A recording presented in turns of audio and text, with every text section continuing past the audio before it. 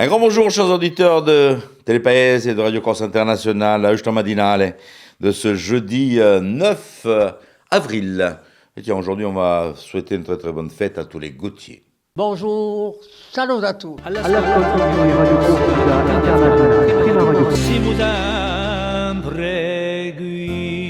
C'est parti pour votre matinale de ce jeudi 9 avril. Un grand bonjour à vous tous qui nous suivez tous les matins. Un grand merci aussi à tous ceux qui nous suivent sur Télépaès et bien sûr, même en replay, aux quatre coins du monde. D'après nos derniers relevés, on est un peu de partout sur l'ensemble de cette planète. Bon, voilà donc pour ce début de matinale. On va faire un petit point météo. On va voir si la brume va revenir sur Bastia comme hier. Les personnes étaient inquiètes hier, mais ce n'est rien du tout. Ce n'est que de la brume qui arrive sur Bastia à partir de la mer. La météo donc avec Philippe Jam, dans un petit moment avec l'information. Nous allons aussi retrouver aujourd'hui un hommage à Stéphane de Casalta. Ce sera Rosé La Libertad qui sera avec nous pour nous en parler pour la sortie d'un album hommage donc à Stéphane. Et puis bien sûr nous aurons aussi André Casabianca pour clôturer cette matinale. Mais pour l'instant, météo, information avec Philippe Jam.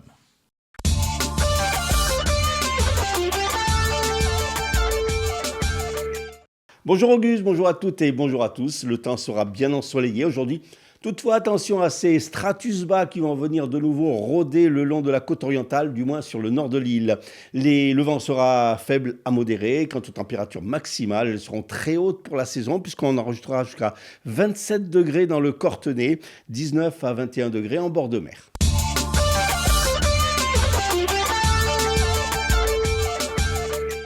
Les deux hommes soupçonnés d'avoir en 2022 incendié des entreprises appartenant à des proches de Gilles Simeoni, deux bars-restaurants à Corté et un concessionnaire automobile à Sarola Carcopino, ont été condamnés hier à 10 et 5 ans de prison ferme.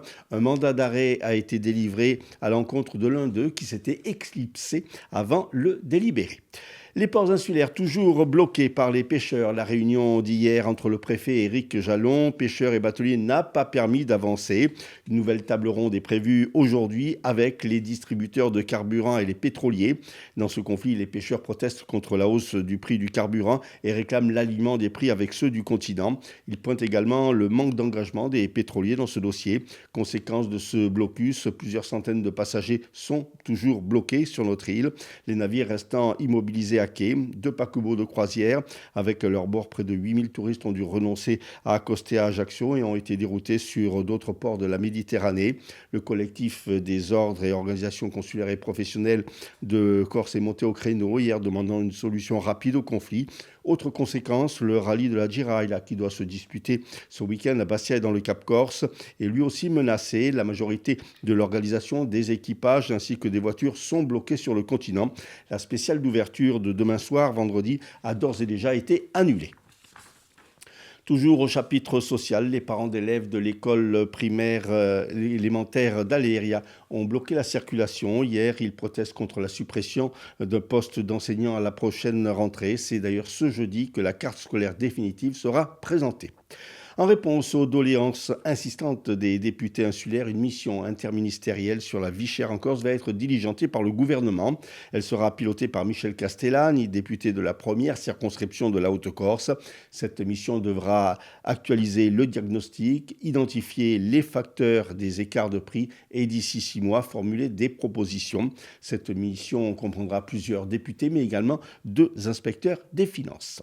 Dans une lettre adressée aux agents de la collectivité de Corse, Gilles Simeoni annonce sa démission de son poste de président du conseil exécutif. Démission qui sera effective au terme de la session des 20 et 21 avril de l'Assemblée de Corse. La passation de pouvoir devrait quant à elle avoir lieu le 4 mai prochain lors d'une session extraordinaire avec l'élection d'un nouveau président et d'un conseil exécutif.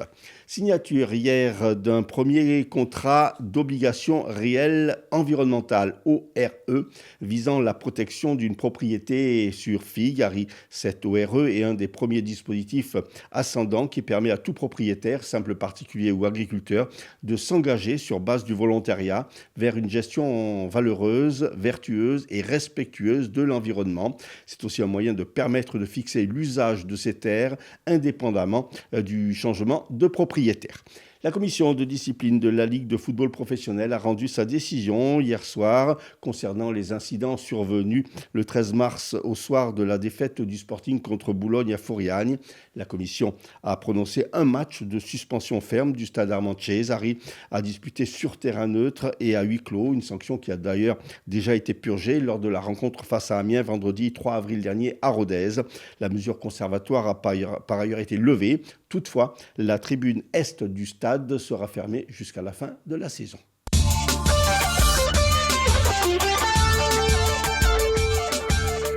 Merci Philippe. Merci Philippe. Allez, il nous donne toujours du soleil ces derniers jours, c'est bien. Allez, on vous retrouve dans un petit moment avec Rosella. Pour l'instant, on va aller se faire un petit détour sur les hippodromes de l'Hexagone. C'est pour vos pronostics hippiques, bien sûr. Et c'est Rémi qui est avec nous, comme tous les matins. N'hésitez pas à noter l'ensemble de ces pronostics et d'aller les jouer. Les pronostics hippiques de Rémi sur Radio Corse International. Bonjour à tous, ce jeudi dans les bons coups du jour, nous serons sur l'hippodrome d'Auteuil pour le Quintet. Je vais retenir le numéro 3, La Valette, qui ne devrait pas sortir des premières places. Passons à la réunion de Mêlée du Maine, où dans la seconde, le 7, Nice Boy Bourbon devrait l'emporter, tout comme dans la cinquième, le numéro 6, Leader. Bon jeu à tous. Voilà pour vos pronostics.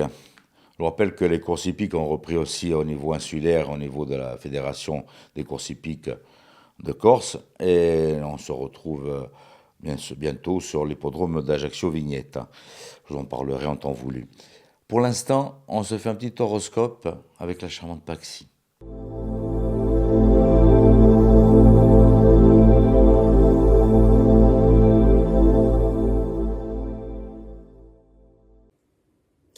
Et bonjour à tous, j'espère que vous vous portez bien. On va faire aujourd'hui une vidéo pour jeudi, pour voir un peu qu'est-ce qu'on a à vous dire. Les béliers, même si vous rencontrez des problèmes aujourd'hui, vous allez être totalement capable de trouver des solutions et des alternatives à tout cela. Les taureaux, vous pourriez atteindre justement les objectifs que vous vous étiez fixés. Restez focus, donnez de l'effort d'une manière équilibrée et tout devrait bien se passer. Les Gémeaux, vous pourriez avoir des changements qui vont perturber votre organisation. Faites preuve de patience et voyez qu'est-ce que vous pouvez faire pour justement continuer d'avancer, en fait, tout simplement. Les Cancers, vous pourriez couper court aujourd'hui à une relation ou à des projets au niveau sentimental. Ne soyez tout de même pas trop radical si ce n'est pas nécessaire. Les Lions, on peut dire que vous pouvez vous fier à vos idées, apportez-vous une écoute plus importante aujourd'hui, cela vous servira. Les Vierges, aujourd'hui, vous pourriez être tentés de dire beaucoup plus de choses sur vos sentiments et sur ce que vous ressentez envers quelqu'un. Les Balances, vous allez vous concentrer sur ce qui est important pour votre bonheur et votre bien-être et cela va vous réussir. Les Scorpions, des déplacements importants qui pourraient vous apporter des bonnes nouvelles que vous attendez peut-être depuis très longtemps. Les Sagittaires, des conversations qui vont vous permettre de peaufiner votre point de vue. Faites confiance à votre réflexion, cela va énormément vous apporter un bien-être. Un bien-être et ça va vraiment vous permettre de peaufiner ce que vous pensez sur une situation. Les Capricorne, vous allez réussir aujourd'hui à pouvoir prendre soin de vous et à vous sentir un petit peu plus en sécurité. Les Verseaux, attention, aujourd'hui vous pourriez avoir des communications avec des gens peu fiables, voire même des gens assez problématiques. Ne répondez pas avec animosité, cela ne sert pas à grand chose. Et enfin, les Poissons. Les Poissons. Vous pourriez avoir des chances qui vous permettent d'améliorer une situation avec un ami qui vous est proche ou avec quelqu'un que vous aimez dans le domaine sentimental. Écoutez vos émotions par rapport aux événements que vous vivez, ça vous servira. Et bien voilà tout le monde, écoutez, merci beaucoup et j'espère en tout cas que ça va vous parler, que ça va vous aider. Je vous souhaite une belle journée. Au revoir.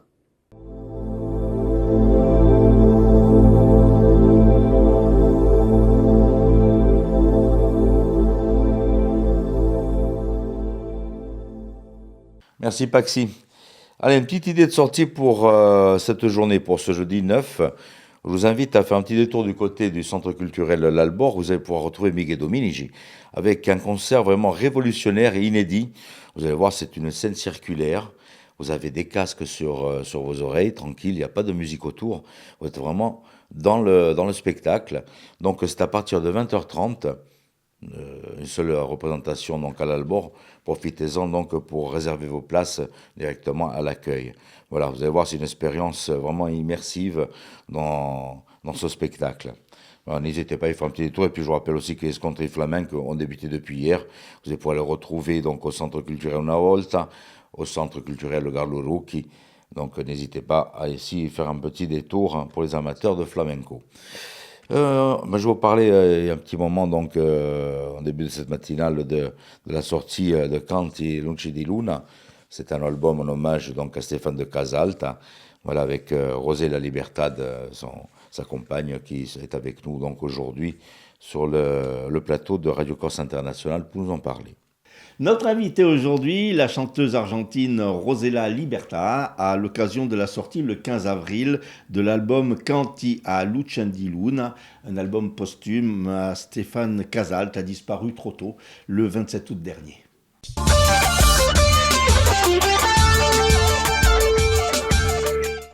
Rosela, bonjour. Bonjour Philippe. Un peu d'émotion. Merci. Forcément. Merci. Alors, vous étiez la compagne de Stéphane. Qui était Stéphane? On peut le rappeler en quelques mots, auteur, compositeur, interprète. Oui, Stéphane, c'était une personne incroyable, avec une vision très très large sur la Méditerranée, bon, on peut le voir très bien dans toutes ses compositions, dans tout le travail qu'il a fait. Et il nous a laissé énormément de choses. Et c'est pas simple pour moi de parler de Stéphane parce que pour moi, par exemple, il était aussi mon mentor. C'était pas que mon mari ou mon compagnon de scène.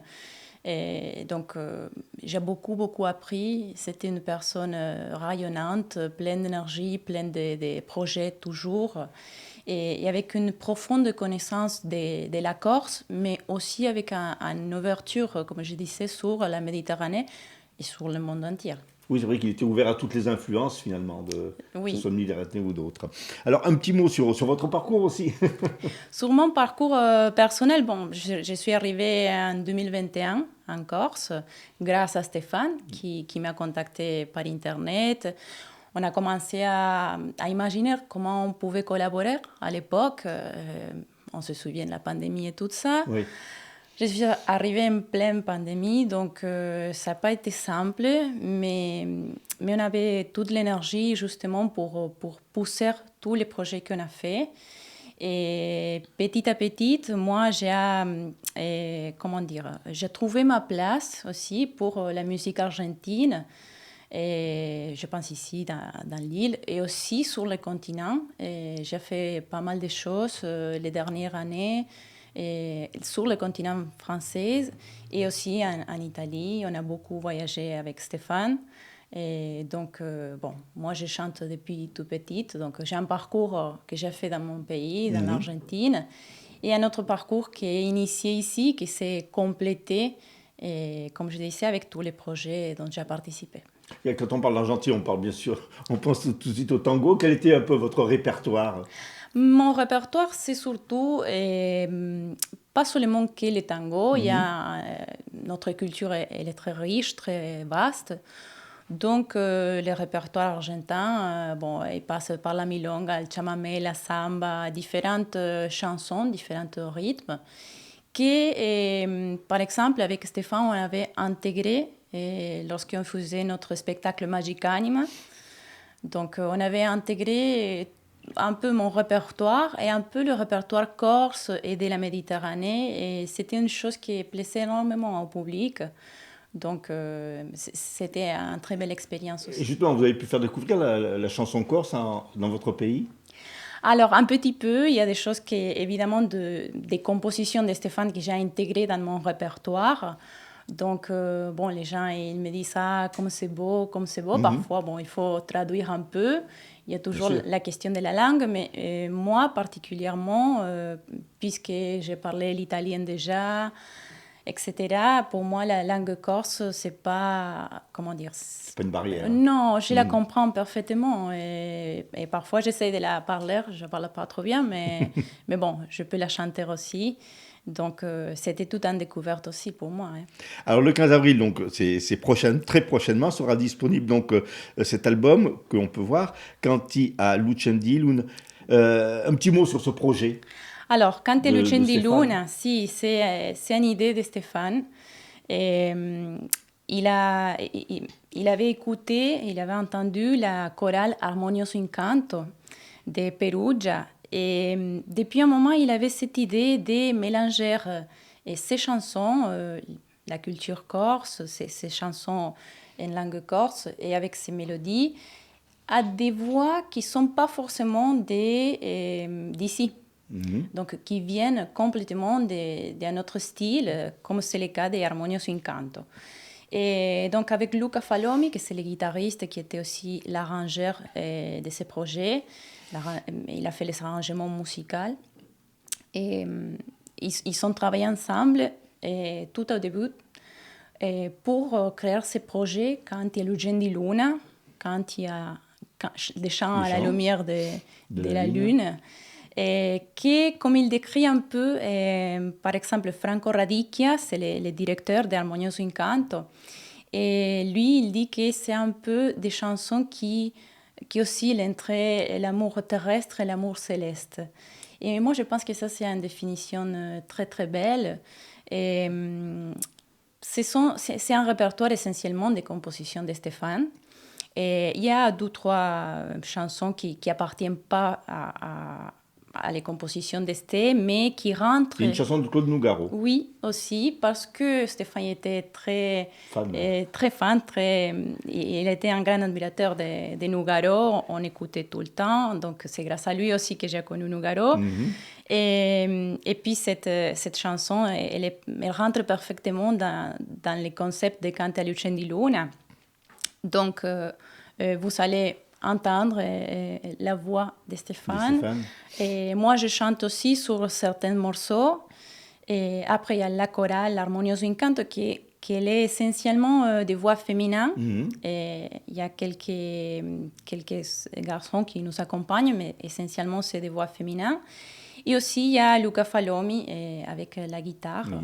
Donc, bon, c'est un projet qui est... comment dire, pour moi, comme je disais au début, c'est difficile de parler de ces projets, mais on a voulu les porter à terme. Bien sûr. C'est une façon de rendre hommage à Stéphane et c'est une façon de lui remercier pour tout ce qu'il nous a donné. Alors, il y a 11 titres. C'est des titres qui racontent quoi? Les thèmes sont divers? Alors, il y a des chansons d'amour, bien évidemment. Par exemple, l'Eterno Ligame. Et après, il y a Oggi Domani, que c'est une chanson que je pense qui représente beaucoup ce qu'il pensait Stéphane. C'est pour ça que j'ai choisi, par exemple, dans les derniers vers, il dit «Un voglio nei palazzi né oro, più bende ne comprà, a sera in la campagna, l'eternità d'un cielo stellato». Je pense que ça, c'était Stéphane. C'est la phrase qui définit, qui peut montrer mieux ce qu'il était. Et après, il y a des chansons qui parlent de la Corse, des paysages. Donc, c'est un peu assez varié, on va dire. Et il y a l'Angelo Custodio que Stéphane a fait avec Olivier Ansey. Donc, il y a des choses très, très belles. Alors, je vous invite vraiment le 15 avril sur toutes les plateformes. Et l'album physique, il est déjà disponible. Donc, pour qui veut l'acheter, il y a aussi les liens. Sur le site de Stéphane, vous pouvez l'acheter. C'est un album qui a été enregistré en Italie, c'est ça? Non, c'était enregistré en Corse. En Corse? Oui, et après, par exemple, la pochette, il était fait en Argentine. Donc, il y a la participation aussi des Italiennes. Même dans la conception, il y a un partage et un échange. Oui, évidemment, c'était toujours ça l'intention de Stéphane. Donc, bon, voilà, c'est un peu ça l'esprit de travail. C'est vraiment le partage. C'est ça. Le seul regret qu'on peut avoir, c'est qu'on ne pourra pas le voir sur scène. C'est justement ça. Après, on a réfléchi beaucoup s'il peut avoir une suite pour tout ça. Et ça sera un double hommage, mais c'est difficile à concevoir pour l'instant. C'est difficile parce qu'il manque le cœur du projet qui était lui. Donc, on essaye au moins de faire connaître ce matériel. Et comme je disais avant, c'est notre façon de rendre hommage à Stéphane. Donc à partir du 15 avril, donc un peu partout et sur les plateformes, bien sûr, ce très bel album, Canti a Luce di Luna, donc un album créé par Stéphane Casalt avec la participation de Rosella. Merci beaucoup d'être venu témoigner. Merci beaucoup. Merci.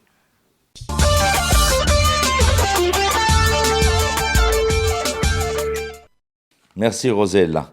Merci Rosella. Je voudrais finir sur cette photo de Stéphane de Casalt, qui est parti un peu trop tôt. Philippe Jam, retour pour les titres de l'information de ce jeudi, s'il vous plaît. 2 hommes soupçonnés d'avoir incendié en 2022 des entreprises à Corté et Sarola-Carcopino ont été condamnés hier à 10 et 5 ans de prison ferme. Les ports insulaires toujours bloqués par les pêcheurs. Nouvelle table ronde ce jeudi en préfecture avec les pétroliers. Mobilisation de parents d'élèves hier à Aléria face à la menace de fermeture d'un poste à l'école élémentaire. Une mission ministérielle sur la vie chère en Corse va être diligentée. Elle sera pilotée par Michel Castellani, député de la première circonscription de la Haute-Corse. Météo du soleil, mais quelques nuages bas sur le nord de l'île. André Casabianca, c'est sa chronique, la chronique d'André, que vous retrouvez régulièrement sur nos antennes. Je dis ça, je dis rien. C'est la séquence d'André Casabianca. J'aimerais vous poser une question. Alors, une question pas trop difficile quand même. Bon. Depuis quand, d'après vous, l'art existe-t-il sur notre planète ? Bon, alors, j'entends une réponse, 2 réponses, 3 réponses. Bon, c'est très très simple. Souvenez-vous, la grotte de Lascaux. La grotte de Lascaux, c'est-à-dire 23 000 ans, n'est-ce pas ? Donc, ces dessins, sur le mur, ces inscriptions, c'était vraiment les premiers signes de l'art, vraiment, on peut le dire. Par la suite, il y a eu la grotte Chauvet. Alors, la grotte Chauvet, c'est même plus, c'est 36 000 ans. Donc là, qu'est-ce qu'il y avait de dessiné, on peut le dire. Ce sont des dessins. On voyait des hommes avec des lions, avec des bêtes féroces, et toute cette imagination, parce qu'elle est tirée du réel, de la réalité. Record un peu, mais alors record presque du monde, mais on s'en approche, avec en Allemagne, une grotte en Allemagne, la grotte Stadel. Alors 40 000 ans, pas mal, je trouve que quand même, on prend un petit coup de vieux, mais là aussi les dessins, tout ce qui est les motifs sont vraiment intéressants. Puis récemment, mais vraiment tout récemment, puisque c'est le 25 janvier dernier, il y a eu une découverte en Indonésie, sur une île en Indonésie. Et là, il y a eu là aussi vraiment des dessins fantastiques, des sangliers, figurez-vous. Et c'est la première fois qu'on a vu dessiner sur les parois rocheuses des sangliers. Alors voilà. On est donc là dans l'art sous-terrestre.